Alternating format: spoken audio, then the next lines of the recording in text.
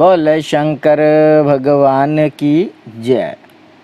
मंगल भवन अमंगल हारी, उमा सहित जेहि जपत पुरारी। ओम नमः शिवाय। वायुदेव का अंतर्ध्यान, ऋषियों का सरस्वती में अवभर्त स्नान और काशी में दिव्य तेज का दर्शन करके ब्रह्मा जी के पास जाना। ब्रह्मा जी का उन्हें सिद्धि प्राप्ति की सूचना देकर मेरु के कुमार शिखर पर भेजना।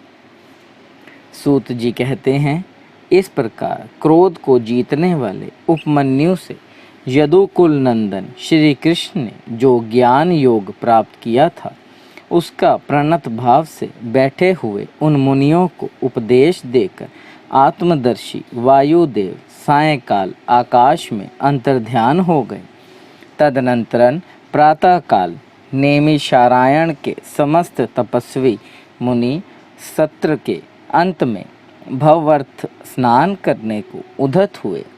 उस समय ब्रह्मा जी के आदेश से साक्षात सरस्वती देवी स्वादिष्ट जल से भरी हुई स्वच्छ सुंदर नदी के रूप में वहां बहने लगी। सरस्वती नदी को उपस्थित देख मुनि मन ही मन बड़े प्रसन्न हुए। उन्होंने सत्र समाप्त करके उसमें अवगाहन स्नान आरंभ किया।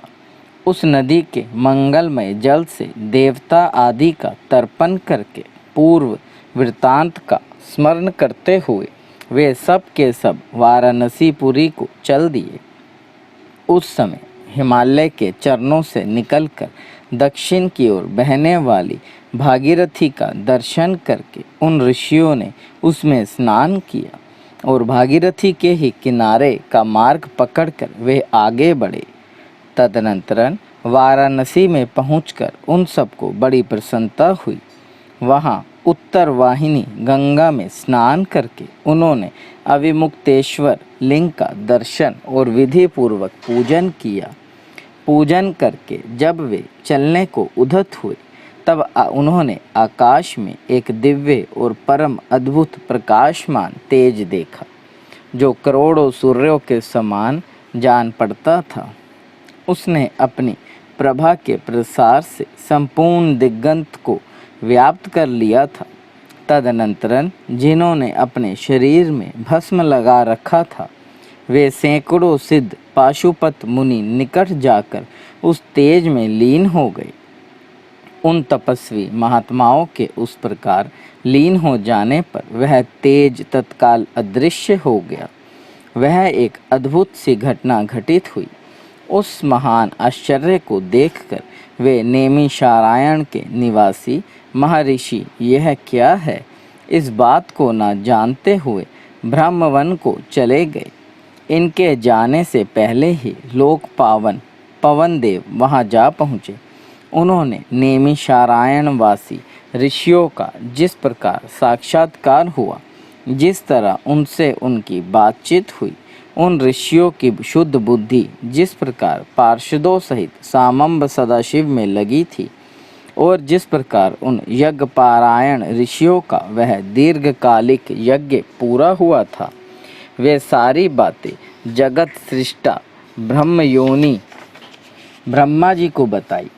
फिर अपने कार्य के लिए उनसे आज्ञा ले वे अपने नगर को चले गए। तदनंतरन अपने स्थान पर बैठे हुए ब्रह्मा जी गान की कला में परस्पर सप्रदा रखने और विवाद करने वाले तुम्बुर और नारद के गान जनित रस का आस्वादन करते हुए वहां मध्यस्थता करने लगे। उस समय वे गंधर्वों और अप्सराओं से सेवित हो सुखपूर्वक बैठे थे।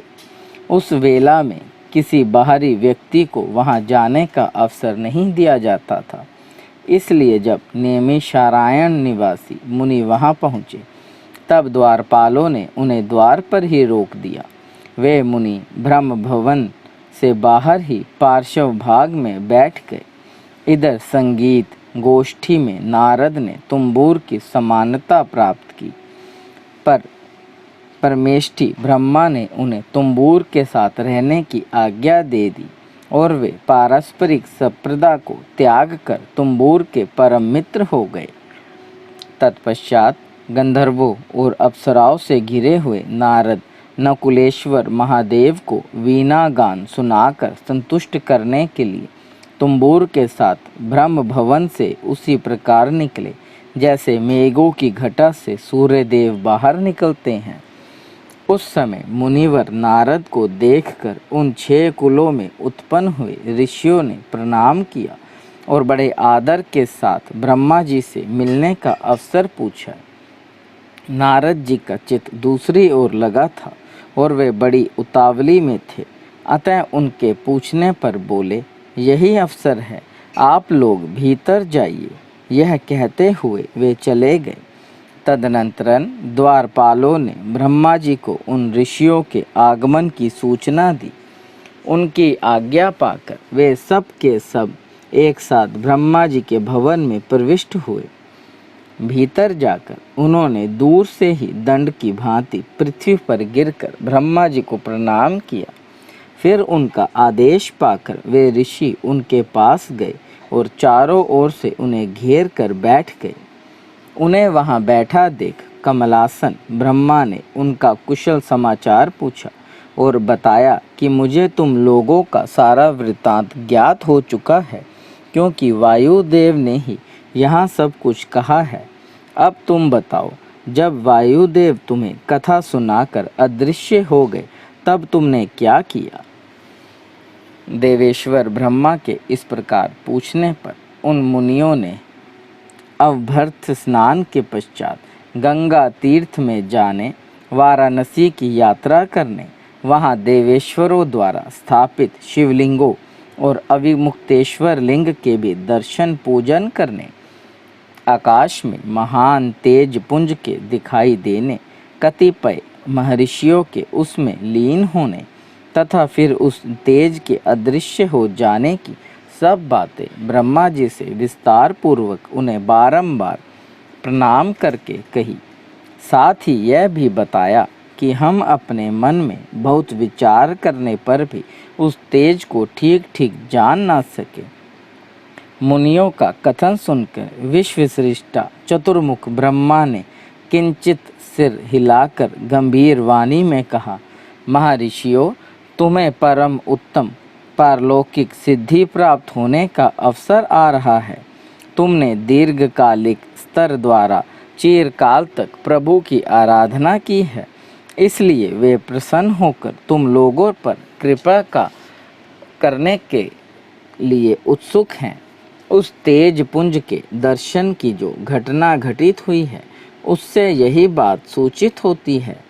तुमने वाराणसी में आकाश के भीतर जो दीप्तिमान दिव्य तेज देखा था, वह साक्षात ज्योतिर्मय लिंग ही था। उसे महेश्वर का उत्कृष्ट तेज समझो।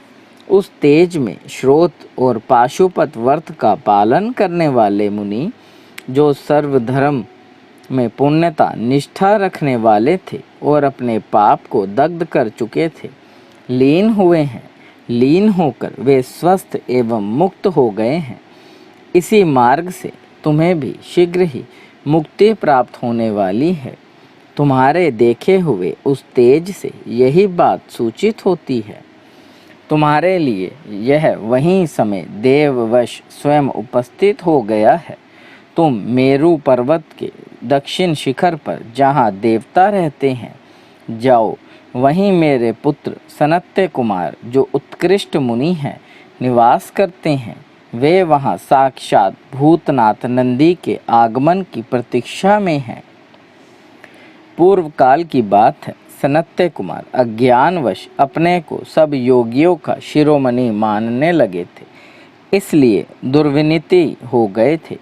यही कारण है कि उन्होंने किसी समय परमेश्वर शिव को सामने देखकर भी उनके लिए उचित अभ्युत्थान आदि सत्कार नहीं किया।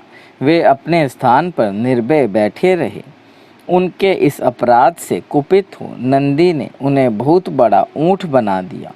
तब उनके लिए मुझे बड़ा शोक हुआ और मैंने दीर्घकाल तक महादेव और महादेवी की उपासना करके नंदी से भी बड़ी अनुनय विनय की। इस प्रकार प्रयत्न करके किसी तरह उनको ऊँट की योनि से छुटकारा दिलाया और उन्हें पूर्वता सनत्य कुमार रूप की प्राप्ति कराई। उस समय महादेव जी ने मुस्कुराते हुए उसे अपने गणाध्यक्ष नंदी से कहा, अनद्य सनत्य कुमार मुनि ने मेरी ही अवहेलना करके अपना वैसा अहंकार प्रकट किया था, अतः तुम ही उनको मेरे यथार्थ स्वरूप का उपदेश दो। ब्रह्मा का ज्येष्ठ पुत्र मूढ़ की भांति मेरा स्मरण कर रहा है, अतः मैंने ही उसको तुम्हें शिष्य के रूप में दिया है। तुमसे उपदेश पाकर वह मेरे ज्ञान का प्रवर्तक होगा और वहीं तुम्हारा धर्माध्यक्ष के पद पर अभिषेक करेगा। महादेव जी के ऐसा कहने पर समस्त भूतगणों के अध्यक्ष नंदी ने प्रातःकाल मस्तक झुकाकर स्वामी की वह आज्ञा शिरोधार्य की तथा सनत्य कुमार भी मेरी आज्ञा से इस गणराज नंदी को प्रसन्न करने के लिए मेरु पर दुष्कर तपस्या कर रहे थे। गणाध्यक्ष के नंदी के समागम से पहले ही तुम लोग सनत्य कुमार से मिलो, क्योंकि उन पर कृपा करने के लिए नंदी शीघ्र ही वहां आएंगे। विश्वयोनि ब्रह्मा के इस प्रकार शीघ्र आदेश देकर भेजने पर वे मुनि मेरु पर्वत के दक्षिणवर्ती कुमार शिखर पर गए। बोले शंकर भगवान की जय। देव देव महादेव करुणा निधान भक्त वत्सल्य शिव शंकर भोलेनाथ प्रसन्न होइए त्रिलोकीनाथ, सदैव अपने चरणाविंदों में लगाए रखे, सद्बुद्धि प्रदान करे। सृष्टि के कर्ता धर्ता संहार हरता, आपसे ही जीवन आपसे ही मरण महादेव, बच्चे आप उल्लनहार तुसी बख्शनहार त्रिलोकीनाथ, कृपा दृष्टि बनाए रखे। श्री शिव महापुराण पढ़ने सुनने की आज्ञा प्रदान करें। हर हर महादेव।